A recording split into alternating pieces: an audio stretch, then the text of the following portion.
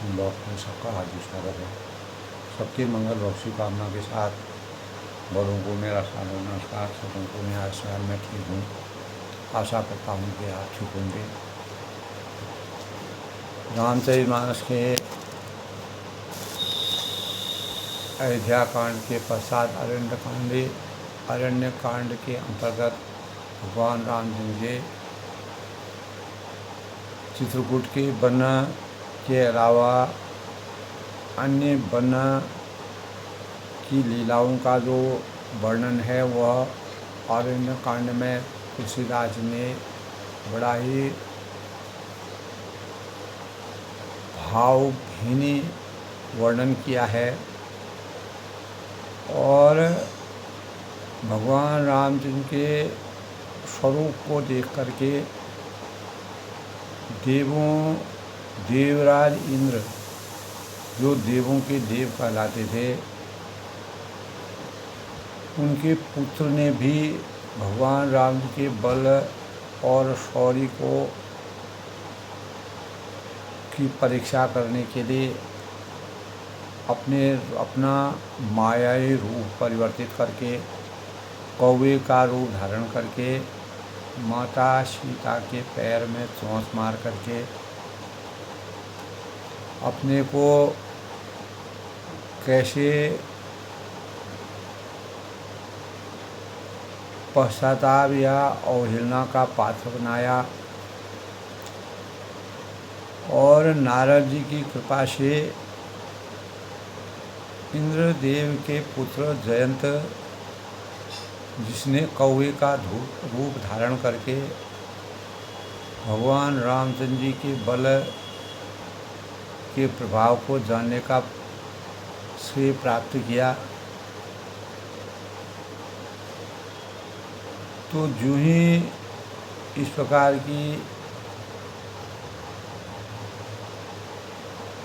लीला को करने के पश्चात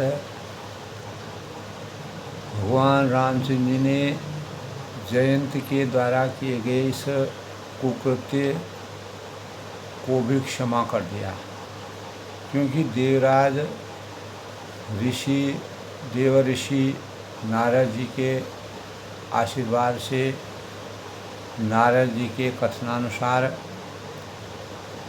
तो उसने मोहवश यद्यपि द्रोह किया था, क्योंकि इंद्र सभी देवताओं में अपने को संपूर्ण समझते थे।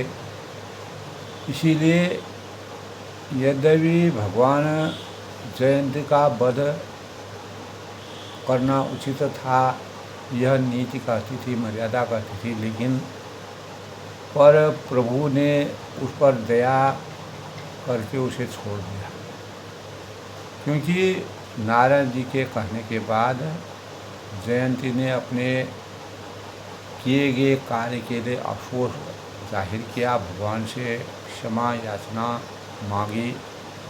और श्री राम जी ने के समान कृपालु और कौन इस जगत में होगा, ऐसे भावों का सृजन तुलसीदास जी ने किया है।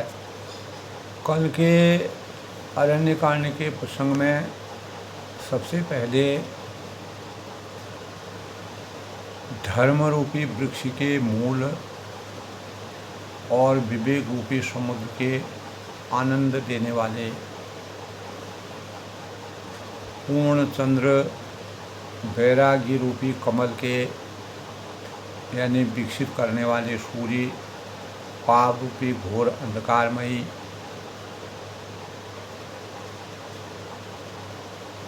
निश्चय ही पाप अज्ञान रूपी अंधकार को मिटाने वाले तीनों तापों अर्थात दैहिक भौतिक तापों को हरने वाले मोह रूपी बादलों के समूह को छिन्न भिन्न करने वाले अनेक क्रियाविधि में आकाश से उत्पन्न पवन स्वरूप ब्रह्मा जी के वंशज यानी आत्मज तथा कलंक नाशक महाराज श्री रामचंद्र जी के प्रिय श्री शंकर जी को तुलसीदास जी अरण्य कांड में वंदना करते हुए कहते हैं कि जिनका शरीर जलयुक्त मेघों के समान, जिस प्रकार जल से सुसज्जित मेघ जब अपनी अपार वर्षा को पृथ्वी पर या थलचर, नभचर, जलचर तीनों को मेघों की वर्षा का आनंद प्राप्त होता है, तो इस स्वरूप से सुसज्जित और श्याम वर्ण स्वरूप एवं आनंद घन भगवान रामचंद्र जो सुंदर बतकल पीत वस्त्र धारण किए हुए हैं, जिनके हाथों में बाण और धनुष है तथा कमर में जो है जिनके कमर में जिनके तरकस सुशोभित है और कमल के समान विशाल नेत्रों में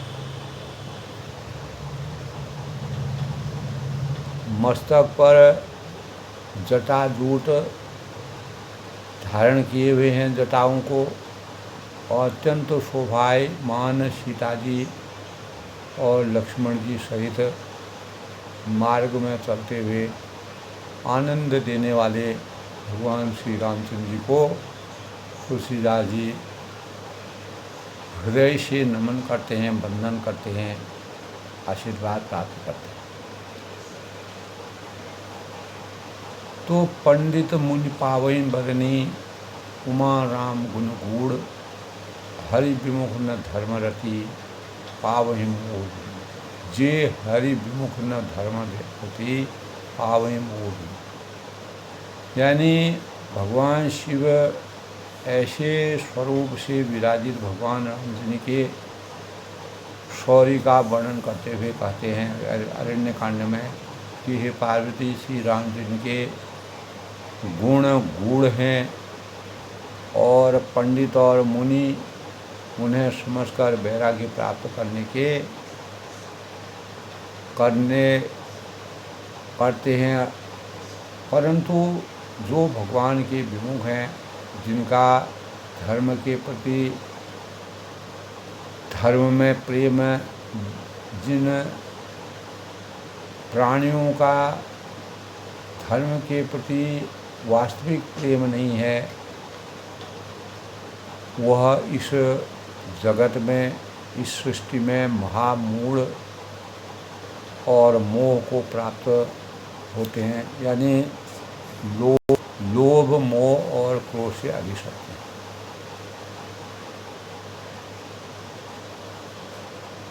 तो सारे पूर्ववासी जो हैं, नगरवासी और भरत जी के अनुपम और सुंदर प्रेम को तुलसीदास जी जैसे अपनी बुद्धि के अनुसार उनका मनन करते हैं, गुणगान गाते हैं। देवता हैं, मनुष्य हैं और मुनियों के समूह मन को अच्छे लगने वाले प्रभु श्री रामचंद्र जी वो अत्यंत पवित्र चरित्र जो वन में विचरण करने हैं, उनका सुंदर वर्णन करने में तुलसीदास जी किस प्रकार से समर्थवान होते हैं।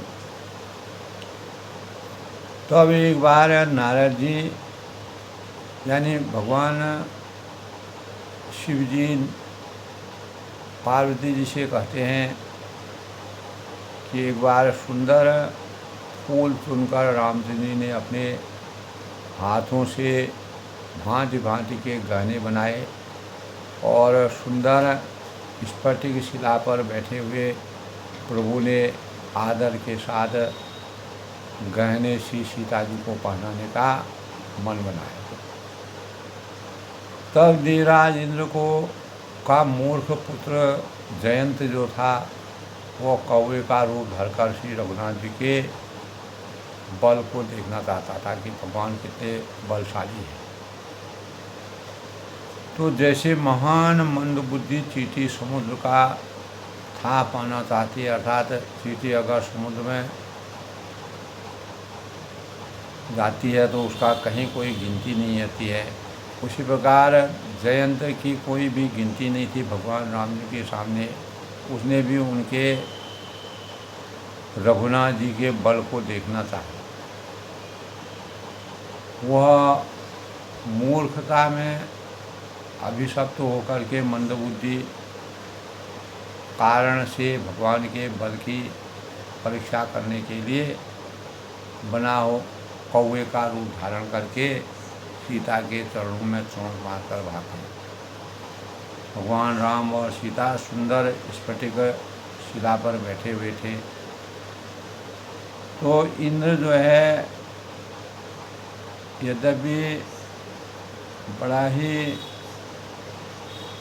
घमंडी और देवताओं का में अपने शौर्य को बनाए रखने में निपुण था। जब माता सीता के पैरों में चोंच बांधने के बाद रक्त बहने चला, तब भगवान रामचंद्र ने जाना कि भगवान रामचंद्र ने उस कौवे को सरकंडे का बाण संग मारा।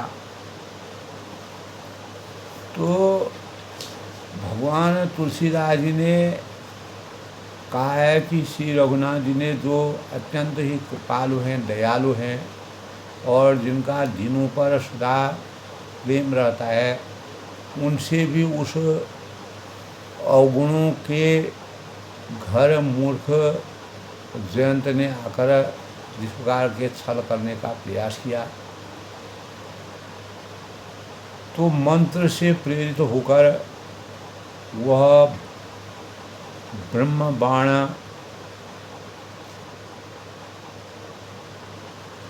दौड़ा और कौवा भयभीत होकर जब भगवान ने ब्रह्म बाण छोड़ा तो कौवा जो है जयंत कौवे के रूप में अवतीर्वाता होकर भाग चला।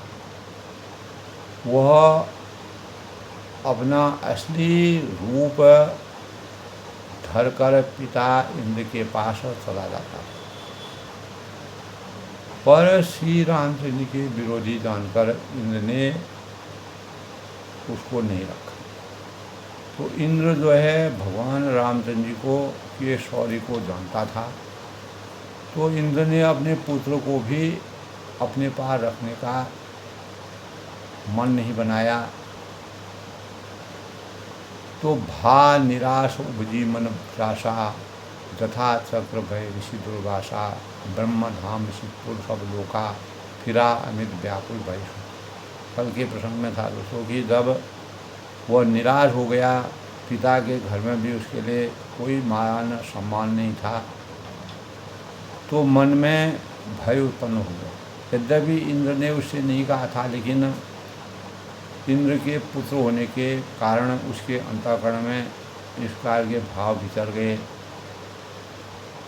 जैसे दुर्वासा ऋषि को चक्र से भय हुआ था, तो वह ब्रह्मलोक शिवलोक आदि समस्त लोकों में थका हुआ और भय शोक से व्याकुल होकर भागता फिरा। कहीं पर भी उसको स्थिरता नहीं मिली और रखना तो दूर रहा, कोई भी उसको अपने पास नहीं रखता था और किसी ने उसे बैठने तक को भी नहीं कहा। श्री रामचंद्र जी के द्रोही को कौन रख सकता है। और काकभूषण जी इस संबंध में कहते हैं, जो भगवान रामचंद्र के पूरे तीनों लोगों के दर्शन कर चुके हैं और पूरे ब्रह्मांड के स्वरूप का दर्शन भगवान राम जी ने काकभूषण जी को कराए हुए हैं। तो वे गरुड़ जी से कहते हैं कि सुनिए, उसके लिए माना मृत्यु के समान पिता यमराज के समान और अमृत बीज के समान हो जाता है, जो भगवान रामचंद्र से मिल जाता है। तो मित्र सैकड़ों शत्रुओं किसी करने लगते हैं और देव नदी गंगा जी उनके लिए बैतरणी या यमपुरी की नदी हो जाती है। हे भाई, ता कहाँ विबुध नदी बैतरणी, सब जग ताय अनल भूखे ताता। जो श्री रघुनाथ जी के विमुख होता है, समस्त जगत, पूरा संसार, पूरा भूमंडल, पूरी पृथ्वी उसके लिए अग्नि से भी अधिक गर्म और जलाने वाली हो जाती है। अर्थात भगवान रामचंद्र जी के विमुख रहने पर उसका जीवन बहुत ही निंदनीय हो जाता है। तो नारद जी ने तब नारद देखा विकल जयंता, लाग दया कोमल चित्संता, पठुआ तुरत राम कहिता ही, कहे कार्य सुन नहीं कर पाए। तब नारद जी ने जयंत को व्याकुल और व्यथित देखा तो उनको दया आ गई, ऋषि स्वभाव होने के परिणाम स्वरूप। क्योंकि संतों का दिल जो है बड़ा ही कोमल और दयालु होता है, उन्होंने उसे समझाकर बुझाकर तुरंत श्री राम जी के पास भेजा और उससे जाकर पुकार कर कहा कि हे शरणागत के हितकारी, मेरी रक्षा कीजिए। भगवान राम से उन्होंने रक्षा का जयंत ने आशीर्वाद प्राप्त किया। इसके परिणाम यानी अत्यंत दुखी और भयभीत होकर जयंत ने जाकर श्री राम जी के चरण कमल पकड़ लिए और कहा कि हे दयालु भगवान श्री राम, मेरी रक्षा कीजिए, मेरे पर अपना आशीर्वाद बरसाइए। मैंने गलती की है और अपनी गलती का प्रायश्चित करने लगा। तो आपके संतुलित बल और आपकी जो अतुलित प्रभुता या सामर्थ्य को मैं मंदबुद्धि जान नहीं पाया। यानी मैंने अनजाने में ही जो गलत कार्य किया उसके लिए मुझे बहुत खेद है। तो आपने अपने किए कर्म से उत्पन्न हुआ फल मैंने पा लिया है, क्योंकि मुझे कहीं भी कहीं जगह नहीं मिली, सब जगह से मैं अवहेलना का पात्र बना। अब हे भगवान, मैं आपकी शरण में पुनः लौट के आया हूँ, मेरी रक्षा कीजिए। मैं आपकी शरण तक आया हूँ। और इस संबंध में शिव जी ने पार्वती जी को यह रहस्य समझाया कि हे पार्वती, कृपालु श्री रघुनाथ जी ने उसकी अत्यंत आर्त और दुख भरी वाणी को सुन करके उसे एक आँख काना करके उसको धर्म अर्थ काम मोक्ष की प्राप्ति कर। तो भगवान शिव पार्वती से कहते हैं कि अपने मोह बस जो है उसने जो द्रोह की के भाव पैदा किए थे, द्रोह की क्रिया की थी, इसीलिए यद्यपि उसका वध उचित था पर प्रभु की कृपा, प्रभु का आशीर्वाद, दया करके उसे छोड़ दिया गया। और भगवान राम जी ने के समान कृपालु और दयालु कौन है। तो जयंत, इंद्र के पुत्र जयंत, जो अपने पिता के द्वारा ही उसके लिए कहीं जगह नहीं मिली, तब अंततो गत्वा भगवान के शरण में आया। तुलसीदास जी के कहने का चरित्र का रहस्य यह है कि जिसको प्राणी मात्र को जिसको कहीं जगह नहीं मिलती है, भगवान राम जी का नाम मात्र से ही उनका आशीर्वाद प्राप्त करने में समर्थवान हुआ। तो रघुपति चित्रकूट बसी नाना, चैत किए सुधि सुधा समाना। तो चित्रकूट में बसकर पर्णकुटी में तमसा नदी के तीर पर भगवान रामचंद्र जी का वास है। रघुनाथ जी बहुत से चैत्र और लीलाएँ की, चैत किए श्रुति सुधा समाना। और जो कानों की को अमृत के समान प्रिय लगते हैं, बहुत राम असमन अनुमाना। फिर कुछ समय पश्चात भगवान श्री राम जी के मन में ऐसा अनुमान किया कि मुझे सब लोग जान गए हैं, इससे यहाँ बड़ी भीड़ हो जाएगी, जिसके कारण मुझे यहाँ से कहीं अन्यत्र जाना था। सकल मुनिन्ना सन विदा कराई, सीता सहित चले दो भाई। अत्रि के आश्रम जब प्रभु गयन, सुनत महामुनि हर्षित हुए। तो इसीलिए सब मुनियों से विदा लेकर और सीता जी और लक्ष्मण जी को, भाई लक्ष्मण जी को साथ लेकर जब प्रभु अत्रि मुनि के आश्रम में गए, तो उनका आगमन सुनते ही महामुनि अपार हर्ष से प्रफुल्लित हुए। पुलकित गात अत्रि उठी गाये, देख राम आतुर चले आए। करत दंडवत मुनि उरलाए, प्रेम बार दो जन अनवाए। तो शरीर पुलकायमान हो गया उनका, और अत्रि जी उठकर दौड़े। उन्हें दौड़े देखकर भगवान श्री रामचंद्र जी भी शीघ्रता से उनसे मिलने के लिए आते हैं, दंडवत करते हैं, उनका आशीर्वाद प्राप्त करते हैं। भगवान श्री रामचंद्र जी को उठाकर मुनि ने हृदय से लगाया और प्रेम के अश्रुओं के जल से दोनों भाइयों ने ऐसा लगा कि मतलब उन्होंने स्नान कर डाला। तुलसीदास जी ने बड़ा ही अद्भुत वर्णन किया है। देख राम छवि नयन जुड़ाने, सादर निज आश्रम दबराने। करी पूजा करी बचन सुहाए, दिए मूल फल प्रभु मन भाई। तब अत्रि मुनि ने भगवान श्री राम जी की छवि को देखकर, उनके शौर्य स्वरूप को देखकर मुनि के नेत्रों में नेत्र शीतल हो गए, और तब वे उनको आदरपूर्वक अपने आश्रम में लाए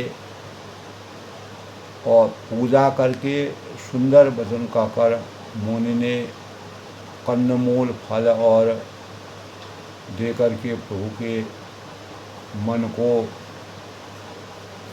इस प्रकार से वह भगवान ने उनका रसास्वादन किया।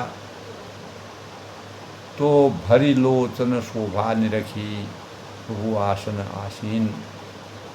जोर पान स्तुति करता मुनिवर परंतु। तो प्रभु आसन पर विराजमान हैं।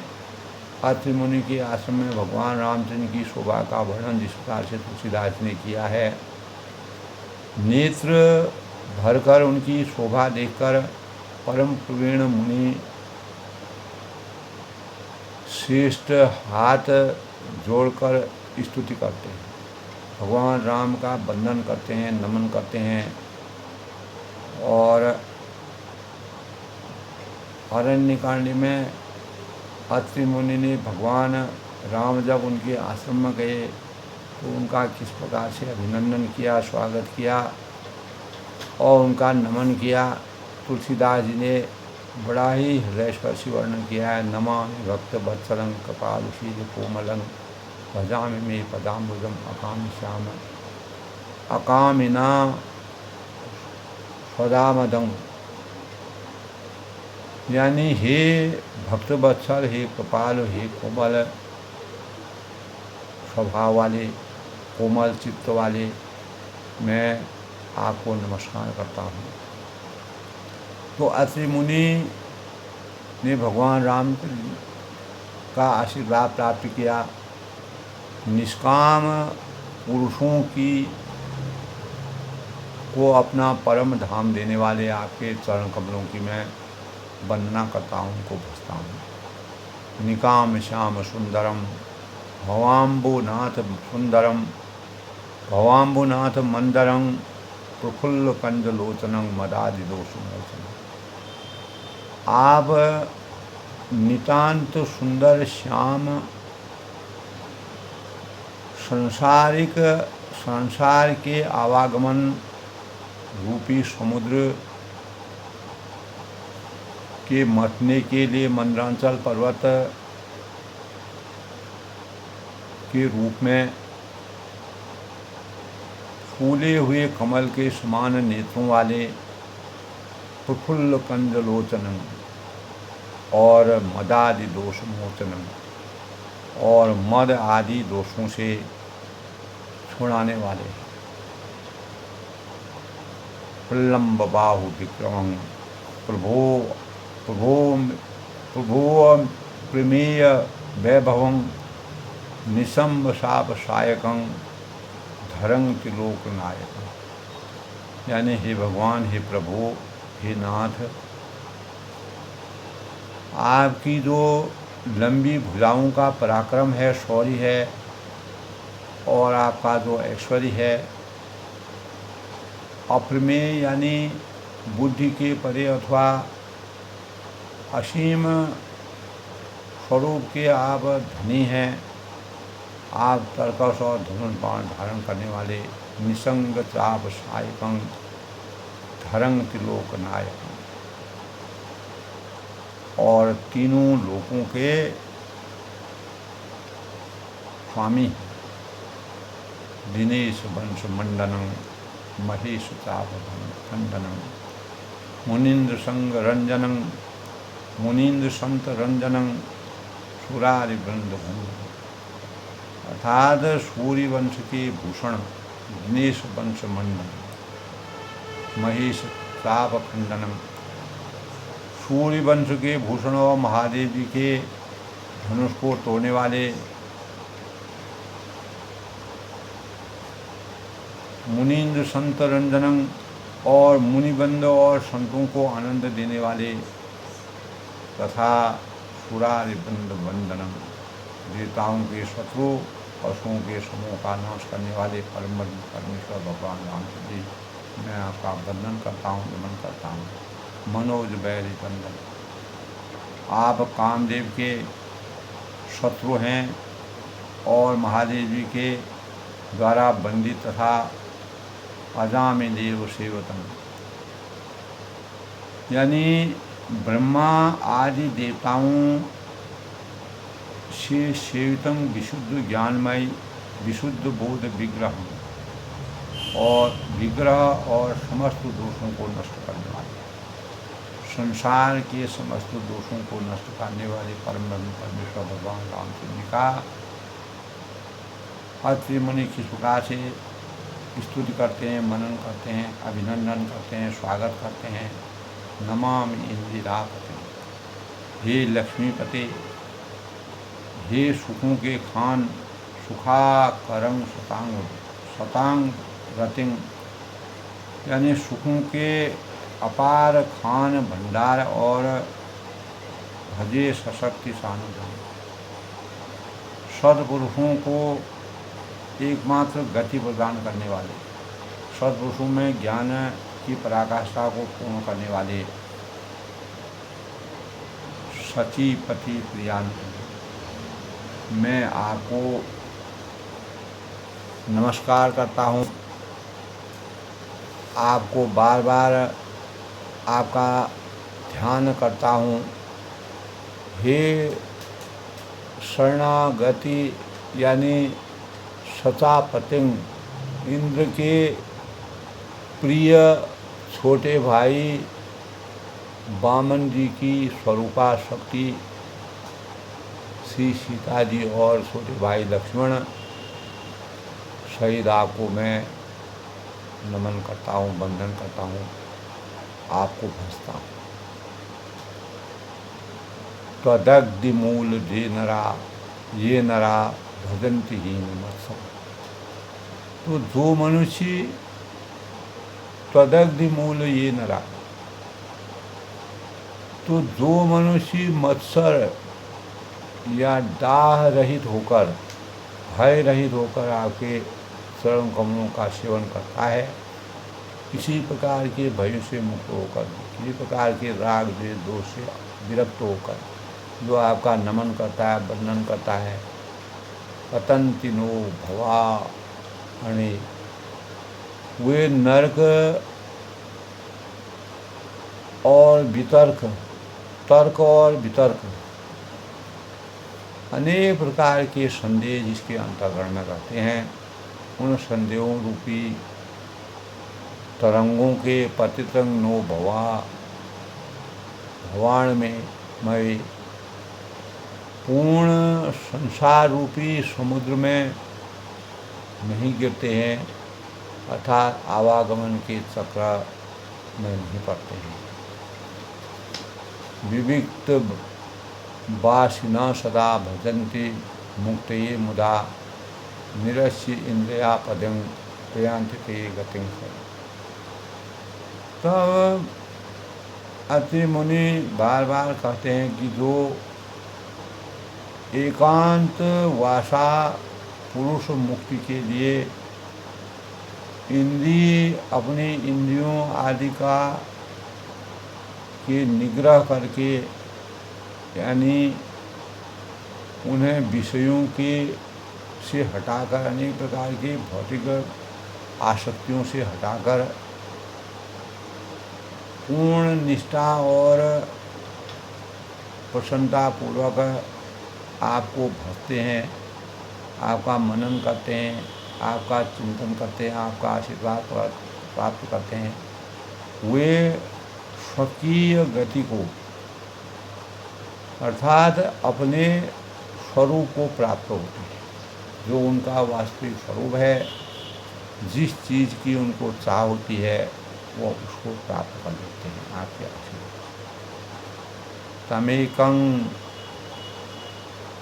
तमेकं अद्भुतं प्रभुं निरीहं ईश्वरं विधुं, जगद्गुरु च शाश्वतं तुरीयमेव केवल। तब अत्रि मुनि कहते हैं कि उन आप जैसे महान को जो एक अद्वितीय अद्भुत इस माया रूपी जगत में विलक्षण प्रभु के स्वरूप में अवतार या सर्वसमर्थवान इच्छा रहित ईश्वर, सबके स्वामी, जगत गुरु शाश्वतम तुरीयमेव केवलम, और जगत गुरु सनातन नित्य तुरीय तीनों गुणों से परे हैं और केवल अपने स्वरूप में ही स्थित रहते हैं। अपने वास्तविक स्वरूप का कभी भी नहीं खोते हैं। ऐसे श्रीमन भगवान को मैं वंदन करता हूँ, नमन करता हूँ, भजामि भाव वल्लभ। तथा जो भाव प्रिय कुयोगियों के या विषयी जो पुरुष होते हैं, जो भौतिक अपेक्षाओं आशंकाओं से परिपूर्ण रहते हैं, कुयोगिनांग सुदुर्लभम के लिए अत्यंत ही दुर्लभ और अपने भक्तों के लिए कल्पवृक्ष अर्थात उनकी समस्त कामनाओं को पूर्ण करने वाले होते हैं। स्वभक्त कल्पपात्रं समं सुसेव्य वम अन्वहं, और पक्षपात रहित जिनको किसी प्रकार का जो समदर्शी हैं, समानार्थी हैं और पारदर्शी जिनका चरित्र है, सदा सुखपूर्वक सेवन करने योग्य हैं। उनके रहस्यों के, गुणों के और चरित्रों का मनन चिंतन करना मानव जीवन के लिए कितना अभीष्ट है। मैं निरंतर उनका ध्यान करता हूँ, आपका मनन करता हूँ, चिंतन करता हूँ, आपके स्वरूप का गुणगान करता हूँ। अनूप रूप भूपतंग नतो अहं पूर्विजापतंग। हे अनुपम सुंदर भगवान के पूर्ण स्वरूप का जो वर्णन अत्रि मुनि ने अपने स्तुति से किया है कि हे पृथ्वीपति, जो पृथ्वी के मालिक हैं, हे जनक जानकी के नाथ हैं, इसी दमे नमामिते, मैं आपको प्रणाम करता हूँ। पदाम्बुजम भक्ति के ही में मुझ पर प्रसन्न होकर, खुश होकर के अपना आशीर्वाद दे करके आपको मैं नमस्कार करता हूँ, वंदन करता हूँ, नमन करता हूँ। मुझे अपने चरणों कमलों में भक्ति दीजिए, अपने हृदय में